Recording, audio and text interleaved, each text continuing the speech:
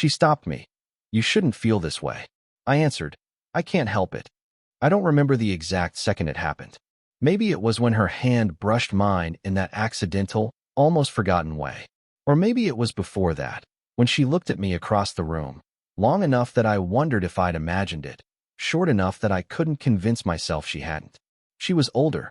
Everyone could see it. Not in a way that dulled her, but in a way that made her feel more alive, more grounded than anyone I knew. The kind of woman who didn't need to compete for attention because the air around her did the work. 40-something, elegant in her posture, careful with her words. But there was a softness, too, a hesitation in the corners of her smile, as if she carried something unsaid. I was 24, maybe too young to know what I was doing, but not too young to notice the weight of her presence. It wasn't just attraction. It was gravity. We were alone at the end of an evening neither of us had planned to share. People had left, conversations had thinned, and suddenly the silence belonged only to us. The lights were low, warm, casting shadows that made her cheekbones sharper, her eyes unreadable. You shouldn't feel this way, she said at last, voice steady but softer than I'd expected. I almost laughed, not because it was funny, but because she had said out loud the thing I hadn't dared to. I can't help it, I answered, before I could think better of it. Her lips parted, but no words followed. She looked away, down at her hands folded neatly in her lap, hands that seemed too still, as if they didn't trust themselves. The silence stretched, heavy. I shifted in my chair, the wood creaking louder than it should have. She didn't move. You think this is simple, she said finally, still not looking at me. I shook my head, though I wasn't sure if she saw it. I don't think it's simple at all. Her gaze lifted then, and it landed on me like heat. My chest tightened. She didn't blink right away, didn't let me go. I tried to say something more, but the words caught.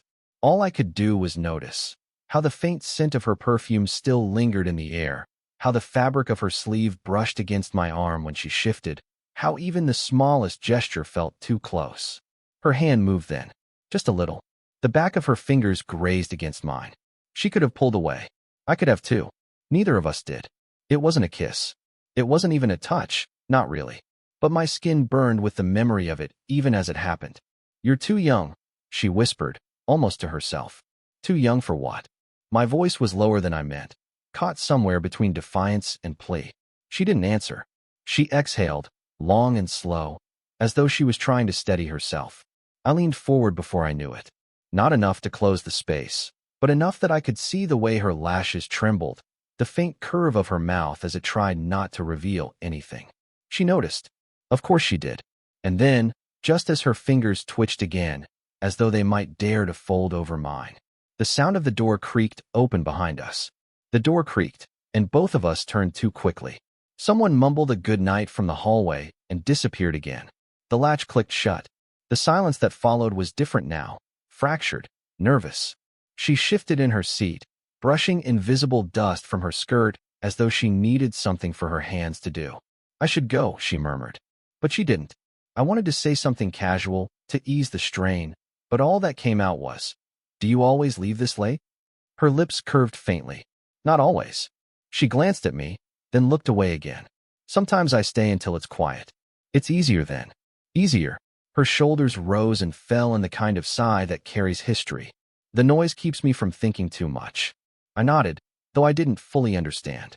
She didn't elaborate. Instead, her gaze lingered on the window across the room, where faint streaks of rain had begun to run down the glass. I caught myself watching her profile, sharp and soft at once, the line of her jaw, the faint weariness in her eyes. She wasn't like the women my age who filled their silences with chatter. She carried hers like armor. Were you waiting for someone? I asked carefully. Her fingers tightened against the armrest. I used to. Not anymore. She paused, then added, almost too low, "Marriage does that to you." There it was, the first thread of her story. I didn't push, though my chest tightened at the thought. She turned back to me then, eyes steady. "You're what, 23? 24. 24. A small, incredulous shake of her head. "I have a son your age." The words landed heavy, but I didn't flinch. "So?" Her gaze sharpened. "So you can't possibly understand what this looks like." I wanted to argue, but I didn't. Instead, I shifted closer, elbows on my knees, trying to catch her eyes again. She avoided them. Her perfume, something faint, floral, brushed against me when she leaned back. My pulse kicked. She must have noticed, because she folded her arms, as though distance could undo the nearness. "You shouldn't look at me that way," she said, not unkindly. I swallowed. "I'm trying not to." The corner of her mouth twitched, betraying something she didn't mean to show.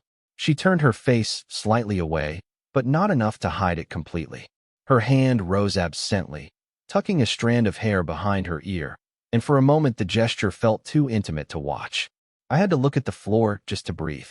The rain outside thickened, tapping harder against the window. She stood, smoothing her skirt, then hesitated. Her hand brushed my shoulder as she reached for the back of my chair. Too deliberate to be an accident, too brief to claim as intentional. I looked up. She looked down. For the first time, she didn't step back. The silence between us thickened, charged, and, though nothing more passed, something had shifted. We both knew it. Her hand lingered on the back of my chair. Too close, too casual to believe. I didn't move. Neither did she. Then, the sharp buzz of her phone cut through the air. She startled, snatching her hand back as though burned. The screen lit up in her palm. A name flashed, someone she didn't want me to see. She hesitated before answering, thumb hovering, then slid the phone into her bag instead. "It's late," she murmured, more to herself than to me. But she stayed standing right beside me. I leaned back slowly, tilting my head up toward her. "Do you want me to leave?" She didn't answer right away. Her lips parted, then closed again. Finally, "I don't know what I want." The words hung between us like smoke. Outside, the rain pressed harder against the windows. Inside, the silence pressed harder against us. She moved closer, maybe without realizing. The hem of her skirt brushed my knee. I held my breath. "You'll regret this," she whispered. "Why are you so sure?" Her eyes flicked to mine, dark and searching. She didn't answer. I stood then, closing the space so that I could feel the warmth of her body, the faint rise and fall of her breath. Too close. Close enough that every heartbeat felt like it belonged to both of us. For a suspended second, neither of us blinked. My hand lifted, almost on its own, stopping just short of her arm. I didn't touch. I only hovered there, waiting. She swayed closer, the distance collapsing until her breath grazed my cheek. My pulse hammered. I thought she would pull away, she always did. But this time she didn't. The air shifted, her perfume, the warmth of her skin, the electricity threading between us. My lips parted. Hers did too. And then, a knock on the door. We both jumped back like guilty teenagers. Her hand flew to her hair, smoothing it, as if anyone could possibly have seen what nearly happened. The knock came again, lighter this time. A voice followed. "You still in the re?" Her eyes widened, panic flashing through them. She gestured frantically toward the door, then toward me. "Hide. Move. Do something." I stepped back into the shadows by the window as she called out, steady but strained, "I'll be right out." Footsteps receded down the hall. Silence again. She let out a shaky laugh, one hand pressed to her chest. "This is insane." I stepped forward. "Then tell me to stop." Her eyes met mine, and in them I saw the answer she couldn't speak. Her hand rose, trembling, brushing against my sleeve, just barely. Neither of us leaned in. Neither of us pulled away. The storm outside rattled the window. Inside, the storm was us. We were closer than ever. Too close to deny. Too close to escape. Balanced on the edge of something we both knew we shouldn't want, and couldn't seem to stop wanting.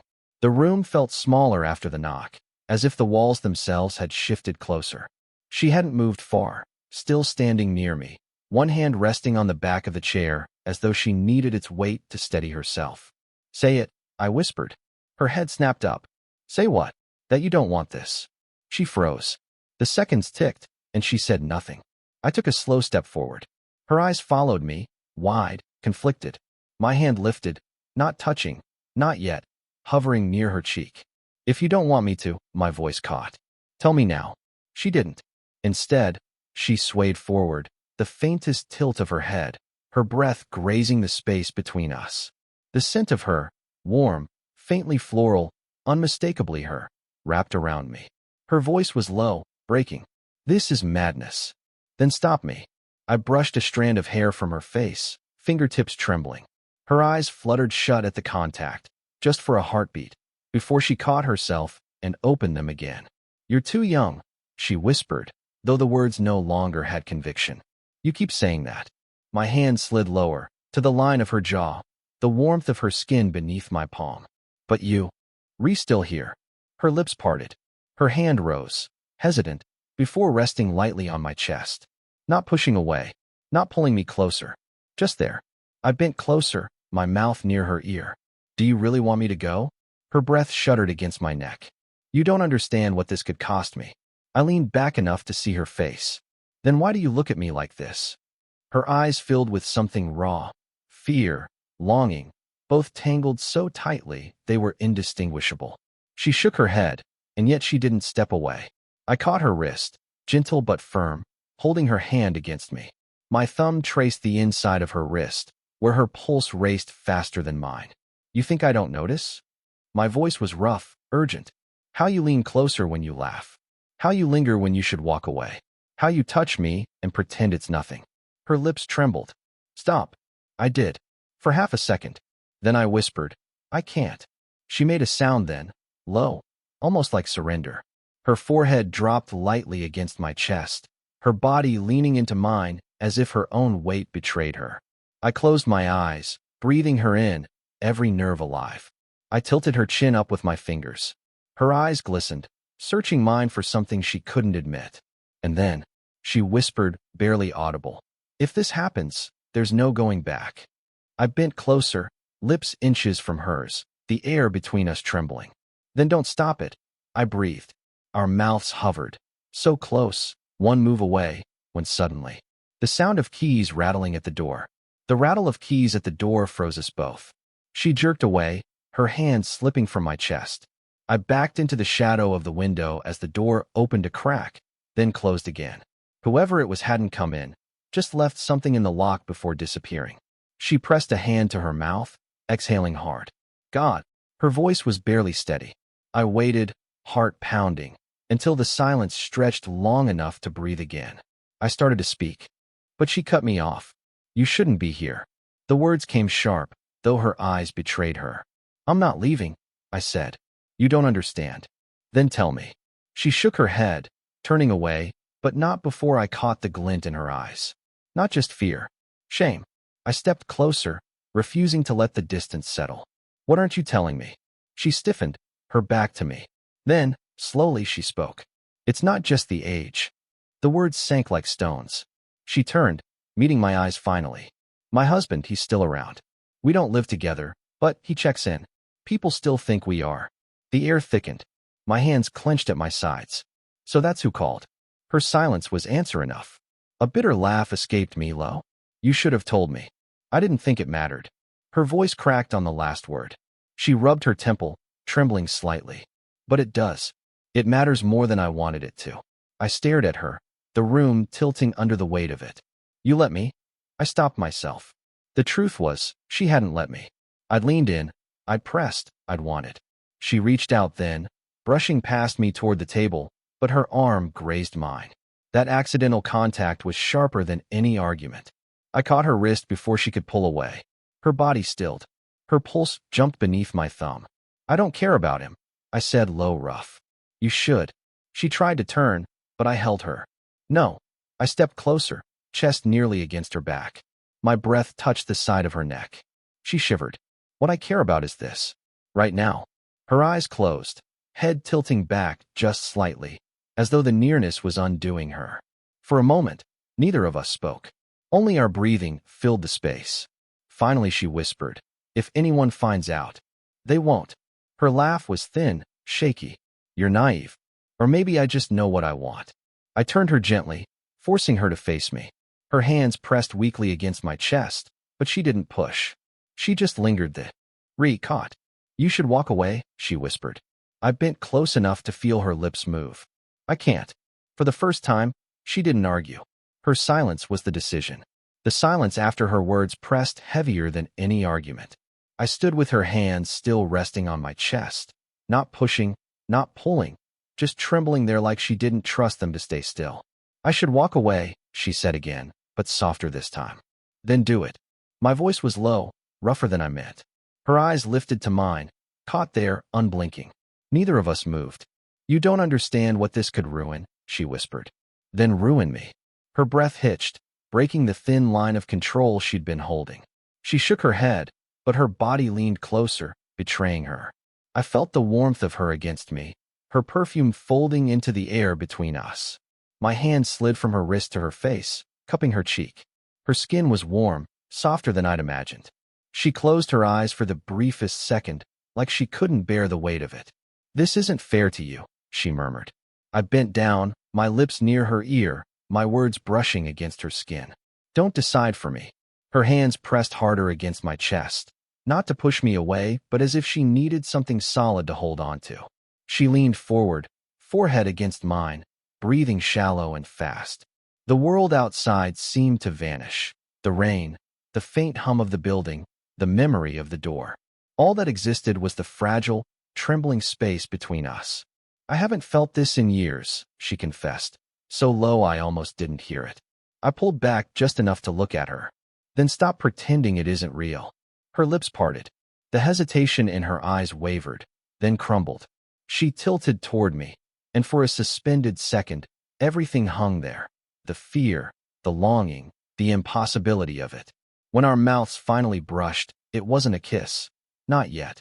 Just a breath shared, the barest touch, enough to set every nerve on fire. She gasped and pulled back half an inch, eyes wide, searching mine for regret. There was none. I whispered, "Say you don't want this, and I'll leave." Her hand rose, trembling, and touched my jaw. Her thumb traced the line of my cheekbone, lingering as though memorizing it. "I can't," she whispered. The words undid us both. This time, when our lips met, there was no pause, no question. It was soft, desperate, held back for too long. Her fingers curled into my shirt, pulling me closer. My arms wrapped around her, holding her like I was afraid she'd vanish. It wasn't perfect. It was messy, breathless, the kind of kiss that carried fear and hunger in equal measure. She pulled back just long enough to breathe, her forehead against mine, whispering, "What are we doing?" Finally being honest. Her laugh was shaky, almost a sob, but her hands didn't let go. Neither did mine. We stood there tangled in each other, knowing full well the risk, the cost, the impossibility. And yet, for the first time, there was no pretense, no denial. She leaned her head against my shoulder, body trembling, and I held her tighter. "I can't promise you this will end well," she said quietly. "I don't care how it ends," I answered. "I just care that it's real." And in that moment, with the storm outside and the silence inside, we understood each other completely. No more questions. No more pretending. Whatever came next, we had already crossed the line together. The rain had stopped, leaving the world outside slick and quiet. Inside, the room felt different, lighter, though heavy with the memory of what had passed between us. She leaned against me, small and solid, her hand slipping into mine without hesitation. I could feel the warmth of her fingers, the gentle pulse of her touch, and I let myself relax into it. No words were needed. The silence was enough. "You feel different now," she murmured, head resting against my shoulder. I smiled, tilting my head so hers pressed a little closer. "I do." Her fingers intertwined with mine, and I marveled at how simple it felt. How right. Not like a fantasy or a fleeting attraction, but real. Imperfect, messy, human. We sat together for what felt like hours, breathing in tandem, letting the quiet stitch the moments between us. Her hand rubbed small circles over my knuckles, and I brushed the hair from her face without thinking. She closed her eyes, tilting her cheek into my palm, and I traced the line of her jaw, memorizing it, savoring it. "I was scared," she admitted softly, voice barely above a whisper. "Of judgment, of everything." "Me too," I said, squeezing her hand. "But it doesn't matter anymore. Not tonight." Her lips curved into the faintest smile, tired but genuine. "Not tonight," she repeated, like tasting the words for the first time. We leaned into each other, forehead against forehead, breath mingling. And for the first time, I felt a kind of peace that had nothing to do with certainty and everything to do with honesty. "I like this," I said, voice low. "Just being here with you. No pretense." "Me too," she murmured, tightening her hold on my hand. "I was so afraid I'd ruin it." "You couldn't," I said softly. "Not like this. Not with us." The room was dim, the air carrying the faint scent of her perfume, of rain, of warmth. Every little gesture, the tilt of her head, the touch of her fingers, the curve of her lips near mine, felt charged with a lifetime of longing made simple. I pressed a gentle kiss to her temple, then her forehead. She sighed against me, a sound that was half relief, half contentment. We stayed like that, close and steady, letting the world wait outside the door. Age, doubt, fear, it all melted into the background. We had each other now, messy, imperfect, and real. Finally, she whispered, "Promise me something? Anything. That we keep this, us, honest. No pretending." I smiled, brushing my thumb across her knuckles. "Always." And in that quiet room, with the rain gone and the night stretching before us, we finally felt complete, together, at last. Did you enjoy the story? What kind of stories would you like to hear next?